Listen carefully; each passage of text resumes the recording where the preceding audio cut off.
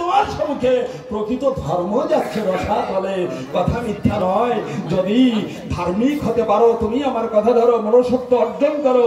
এই মনুষ্যত্ববিহীন মানুষ যারা অনেক ক্ষেত্রে বড় বড় সাধু হয়ে তারা বাধায় গন্ডগোল দেয়, হরি বল হরি বল। তুমি সঠিক সমাধান করো, তুমি আমার কথা ধরো। প্রথম আসরে কাব্য বা আসরে আর বেশি কথা বলবো না, মনে করে বিবেচনা সুরার ছন্দ ধরে গীতিকা প্রবন্ধ অনুসারে একটা ধোয়া গীতির করি যোজনা।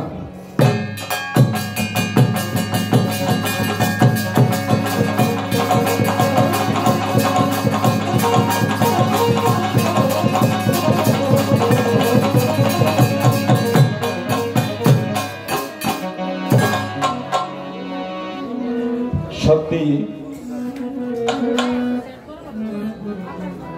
সত্যি আমি প্রথম দিনেই বলেছিলাম যে এইখানে দাঁড়ালে আমার মনে হয় আমি তীর্থক্ষেত্রে এসেছি, আমার মনে হয়। তো এটা হলো আমার গুরুধাম। আপনারা আমার স্যারকে দেখেছেন, দেখছেন, আপনাদেরই সন্তান। আমাকে এই পথে উনি এনেছিলেন।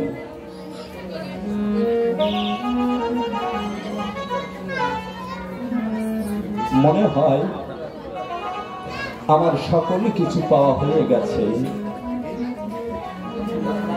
প্রায় 30 বছর ধরে দেশ দেশান্তরে আমি এই ভক্ত সঙ্গ করছি। কেন করছি?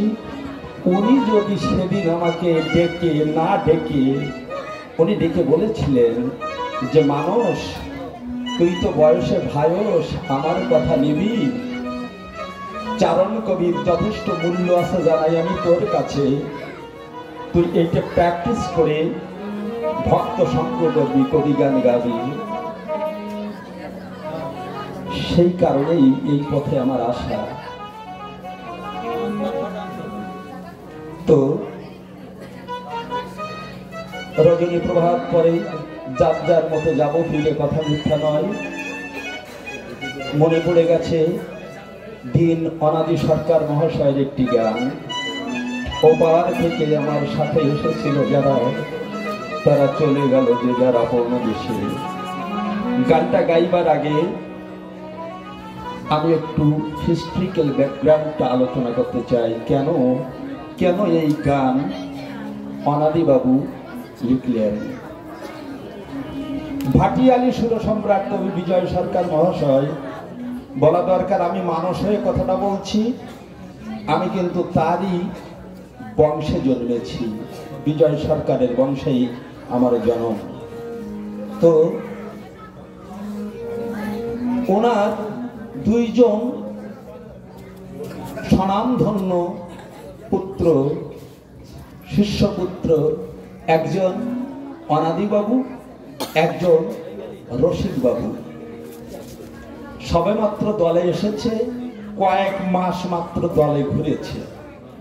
বিজয় সরকার মহাশয় ডাক দিয়ে বলছে তোদের উদ্দেশ্য কি,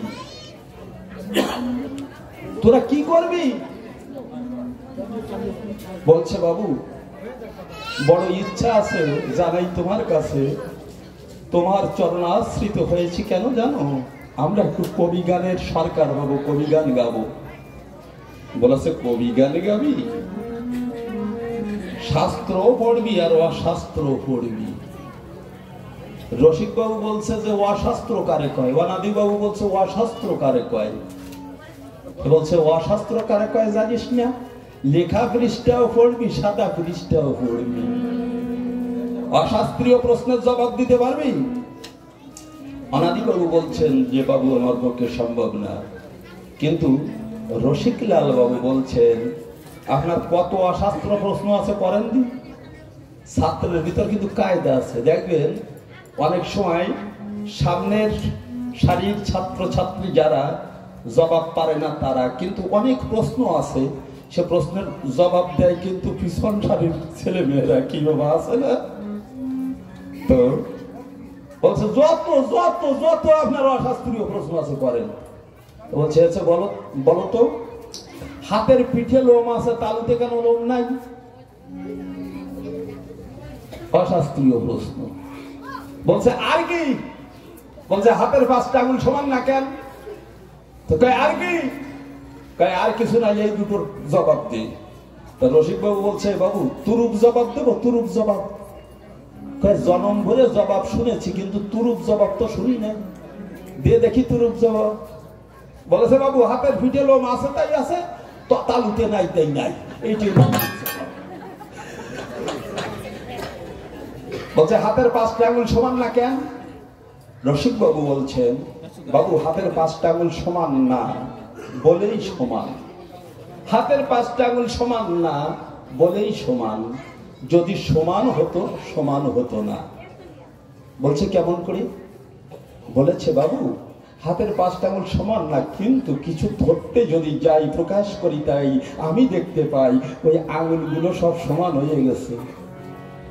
আর যদি প্রকৃতপক্ষেই সমানই হতো, ধরতে গেলে খাটো লম্বা হয়ে যেত। সত্যি বিশ্ব শিল্পী যিনি, তার নিপুণ হাতে আমাদের যে অঙ্কন করলেন, কোথাও কি কোনো ভুল আছে বাবু? কোথাও কিছু ভুল নাই। এরপরে জানাই আমি আপনাদের ধারে, বিজয় সরকার মহাশয় সন্তুষ্ট হয়ে বলছে তোরা সত্যি বড় কবি সরকার হবি। হলো তাই। ওই জোট করলো 2 ভাই, পানাদি বাবু এবং রসিক বাবু, কিন্তু বেশি সময় টিকলো না। কারণ আজকের গান সেদিনের গান অনেক ব্যবধান। কাব্যযুদ্ধ তো কাব্যযুদ্ধ, কেউ কারো ছেড়ে দেবে না। শ্রোতার ভিতরেও একটা ফিলিং তৈরি হতো যে দেখি কি করে, মারামারি কোন সময় বাঁধবে কি বাবা, তাই না? সে সময় এখন আমাদের আর নাই।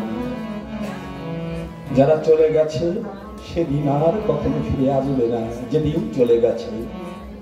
তো এমন গন্ডগোল বেঁধেছে ওই 2 ভাইয়ের ভিতরে, শেষ পর্যন্ত অনাদি বাবু রসিক বাবুকে বলছে তোর সাথে আর জীবনেও গান গাইব না আসরে। রসিক বাবু দাদা বলে ডাকতে, বলছে দাদা তোমার সাথেও আর গান গাইব না। রসিক বাবু চলে গেলেন ভারতে। তারপর একটা কথা, আমরা যারা কবি সরকার বাবু দেখেছেন, আমাদের শেষ পরিণতি, আমাদের যেদিন মহাযাত্রা হবে, শেষ যাত্রা হবে, তার আগে জীবনটা তো একটা নাটক নাকি? জীবনটা একটা নাটক না? আমাদের জীবন নাটকের, আমরা যারা কবি সরকার, আমাদের জীবন নাটকের শেষ অঙ্কের শেষ দৃশ্য ভালো হয় না। আমি দেখেছি বিজ্ঞান সরকার মহাশয় আমার ভাগ্নে হতো, আমি শেষ পর্যায়ে তার বাড়ি গেছি, দেখেছি ওনাকে একটা শিকল দিয়ে বেঁধে রাখা হয়েছে গাছের সাথে। পাগল হয়ে গেছে। কেউ প্যারালাইজড অবস্থায় আজও পর্যন্ত পড়ে আছে, কেউ দুরারোগ্য ব্যাধি ক্যান্সার হয়। আমি নিজেই নিজের কাছে প্রশ্ন করেছি কেন এমন হয়? জবাব কি পেয়েছি জানেন? জবাব পেয়েছি, আমরা এই যে আসরে আজ যেমন গৌর নিন্দা করছি, হরি নিন্দা করছি, কোন আসরে কালী নিন্দা করতে হয়, কোন আসরে কৃষ্ণ নিন্দা করতে হয়, হয় না মা? এতে কৃষ্ণ হরি গৌর কালী কারো কিছু এসে না গেলেও যদি ভক্ত কষ্ট পায়, সে কষ্ট বাবা যাবে কোথায়? ওটা আমাদের মাথায় নিয়ে আমাদের শেষ যাত্রাটা হয়। দুরারোগ্য ব্যাধিতে ভুগতে হয়, ভুগতে হয়, ভুগতে ভুগতে আমাদের জীবন অবসান হয়। জেনেও এই পথটা গ্রহণ করেছি কেন জানেন? সত্যি এই পথে না আসলে এইরকম ভক্ত সঙ্গ আমি করতে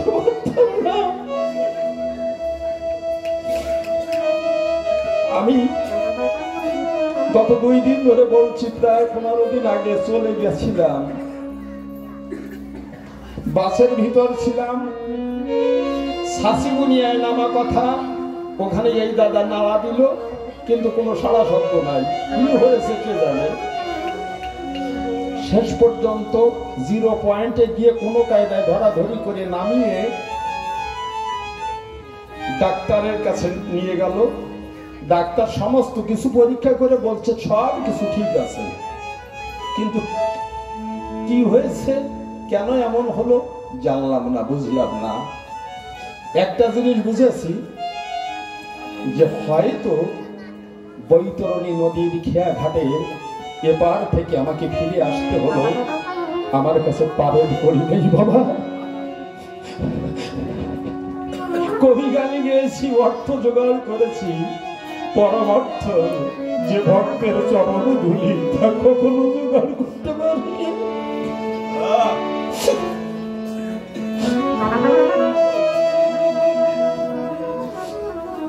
এই জন্য ফিরে এসেছি। এবার যতদিন থাকবো ভক্তের চরণ ছাড়া যেন আমি না হই। রসিকলাল বাবু শেষ পরিণতি হলো ওনার দুরারোগ্য ব্যাধি ক্যান্সার, লিভার ক্যান্সার হলো। উনি ডাক্তার বাবুর কাছে গেলেন, ডাক্তার বাবু জবাব দিলেন হবে না রসিক। বলছে বাবু হবে না মানে? ঔষধ নাই? বলেছে না, মেডিকেল সায়েন্স এমন কোনো ঔষধ আবিষ্কার করতে পারেনি যা দিয়ে তোমার এই রোগ আমরা সারব। ডাক্তার ছিলেন বৈষ্ণব ডাক্তার। আবার গিয়ে রসিক বাবু বলছেন বাবু কোনো কোনো কোনো ঔষধ কি নাই? বলেছে রসিক আছে, কিন্তু সবার ভাগ্যে কি সেই ওষুধে জোটে? সাধু সঙ্গ করতে করতে, ভক্ত সঙ্গ করতে করতে, বৈষ্ণবের চরণ ধুলি নিতে নিতে যদি কোনদিন খাঁটি বৈষ্ণবের চরণ ধুলি নিতে পারো মাথায় তুলি, তার মতো মহা ঔষধি আর নাই। প্রকাশ করি নাই যত সব ভক্ত বৃন্দের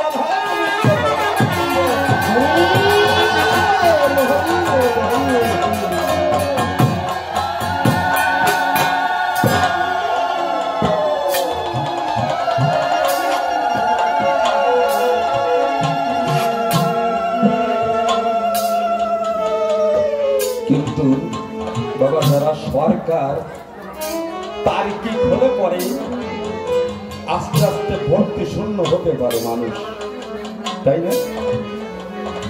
রসিক বাবু চিন্তা করছেন প্রকৃত বৈষ্ণব কি? আমি তো বৈষ্ণবই পাই না, মনে মনে চিন্তা করছি।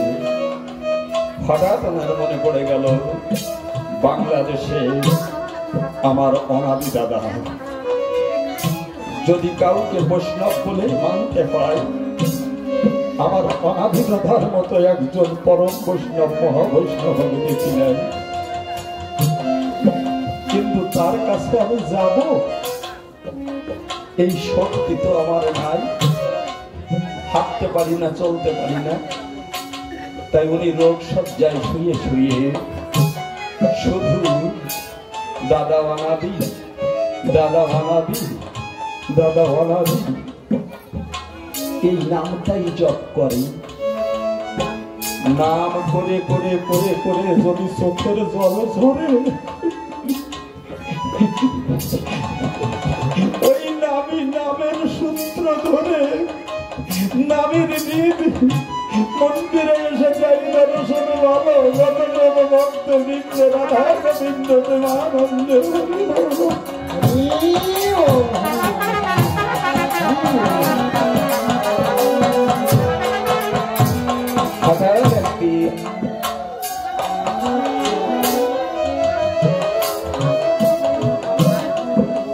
হঠাৎ একদিন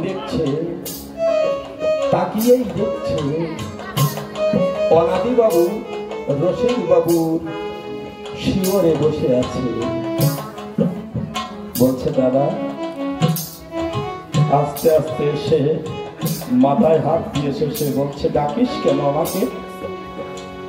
বলছে দাদা জানো, ডাক্তার বাবু বলেছেন বৈষ্ণবের চরণ দুটি দিলে আমি ভালো হয়ে যাব।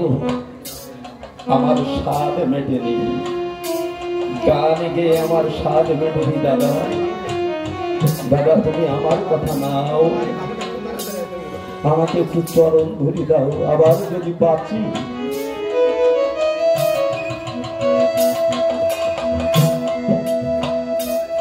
আবার যদি বাঁচি,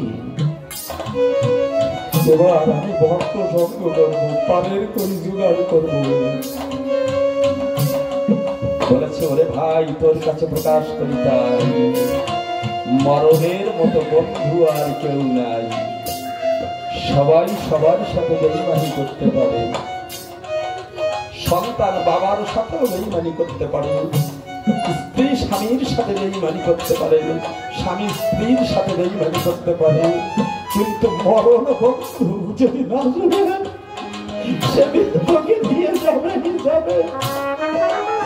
ওই যে কালের বাসি বেঁধেছে অহর নিশি, যাকে যখন নাম ধরে ডাকবে তাকে যেতেই হবে, যেতেই হবে, যেতেই হবে। চিন্তা করিস না, তুই যা। যদি পারিস তোর পাশে আমার জন্য একটু জায়গা রাখিস, বেশি বিলম্ব হবে না। আমিও রওনা দেব। রসিক বাবু চলে গেলেন। অনাদি বাবুর কাছে মনে হয় মেলা শূন্য হয়ে গেছে, মেলা সাঙ্গ হয়ে গেছে। যাদের সাথে হাতে হাত রেখে এই মেলায় সওদা করতে এসেছিলাম, এক এক করে সবাইকে হারালাম। এখন আমি ওই বুঝি আমার তরি ছুটে এসেছে। এই ভাবের পরে উনি গানটা লিখলেন। ওপারে হতে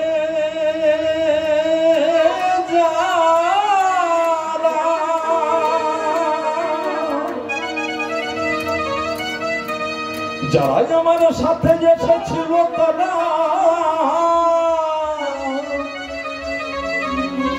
চলে গেল, যে যারা দেশে।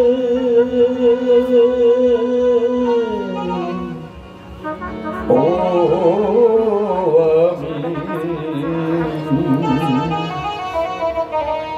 আমি একা বসে আছি ঘাটে।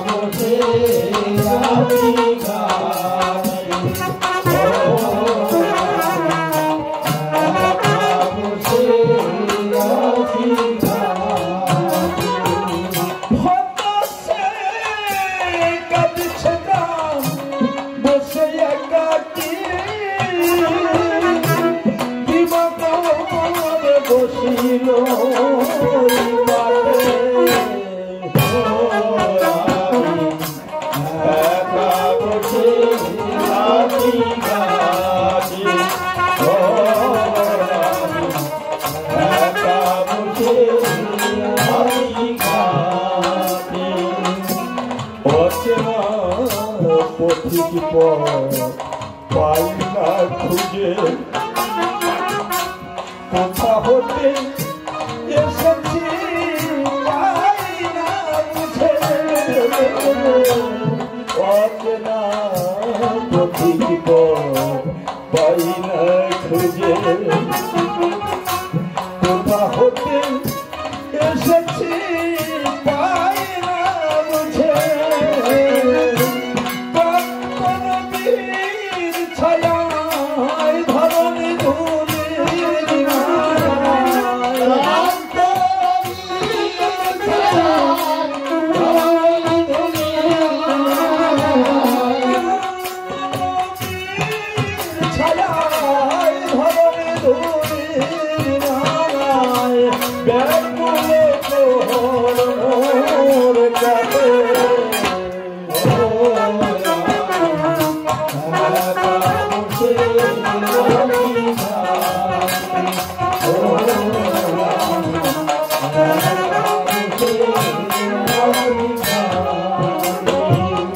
আশার দোলনায় কত দোল খেয়েছি কাব্য মঞ্চে উঠে কত গান গেয়েছি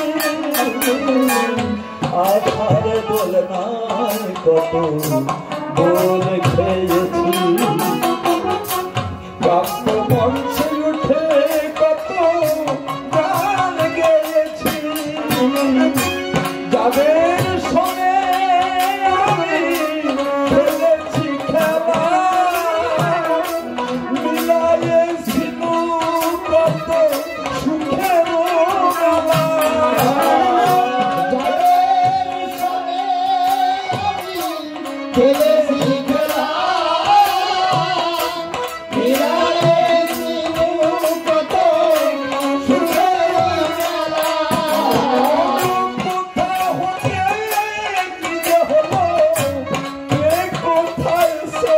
মেলা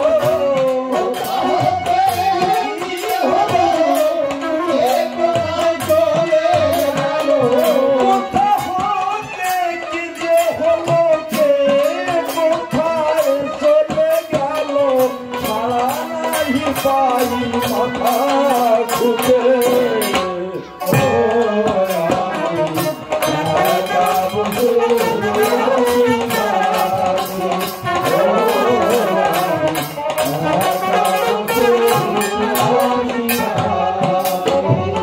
যাদের স্মরণে দেশে একদিন হইতো আকুল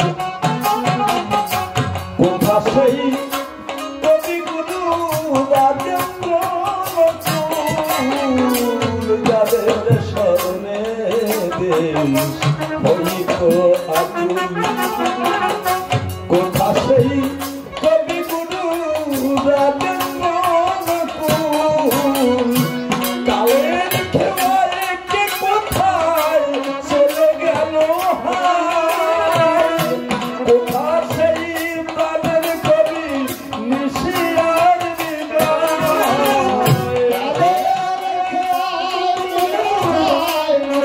গেল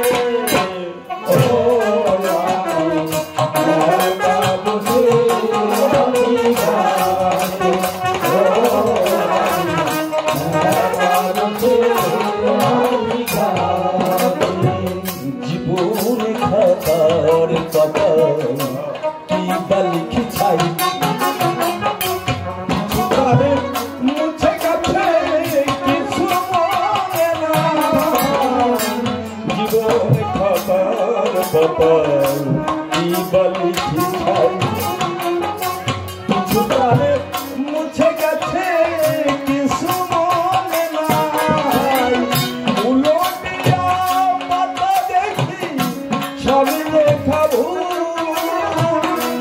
আমি যেন কার হাতের খেলার পুতুল উলটিয়া পাতা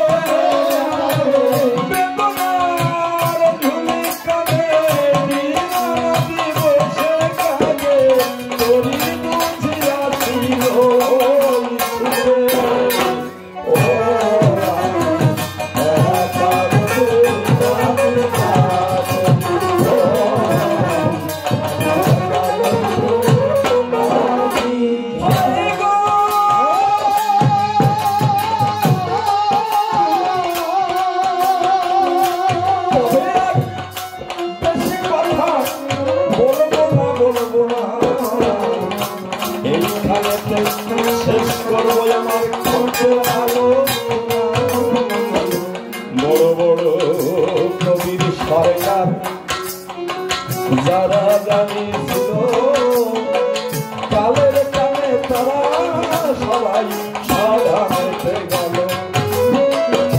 বড় কবির সরকার ছিল রসরাজ তারক সরকার জানি নীলামৃত কন্ত খানি তার দলে খোঁজে। যদি না আসতে না আমার তারক সরকার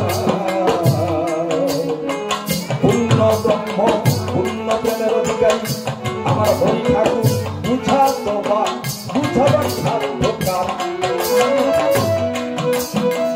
তারক সরকার চলে গেল হরিবরণ মনোহর গেল কাব্যের তো দরবার আলো কথা মিথ্যা নয় নিশি কালের ছোট কথা বলতে আমার হয়। এরপরে অনাদি বাবু চলে গেলেন তাই নারায়ণ বাবু নিভুল অবস্থায় বসে আছে আমরা যারা কবির সারা বজায় রাখতে কৃষ্ণের ধারা আশিস ছাড়া আর কি শোনা এই কারণে স্বর্ণভূমি মাথায় দিয়ে দেয়। এদিকেতে মাতৃ জাতি ও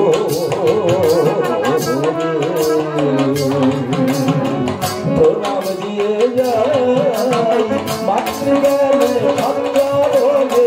প্রণাম করি আমার বৈষ্ণব চরণ ধুলি মাথায় নিলাম সতত যেন হরি বলে বলে দুই বাহু তুলে মতুয়া হতে পারি ভাই। ও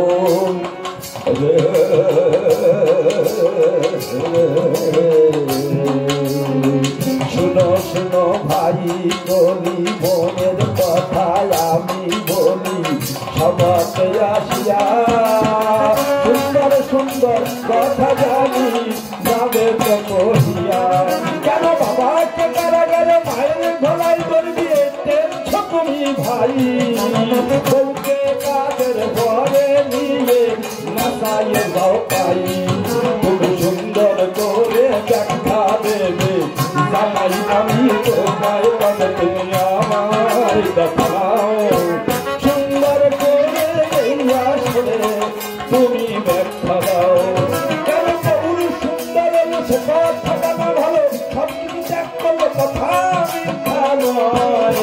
তার ভাই নিতাই এসে বসে ভাসে হাসিয়ে দিল ভাই কেন দুটো সে বসিয়ে করেছে আটটা সন্তান দিয়ে তো ভাবতে তোমার জামাই আর গৌরব জয়তাই কোন কায়দার হয়েছে গো ভাই গৌর নিতাই দুই ভাই আমরা জানি তাই বলবে তাই আমার কথা নাও কোন কায়দার ভাই ভাই তুমি আসলে বুঝাও ভাই।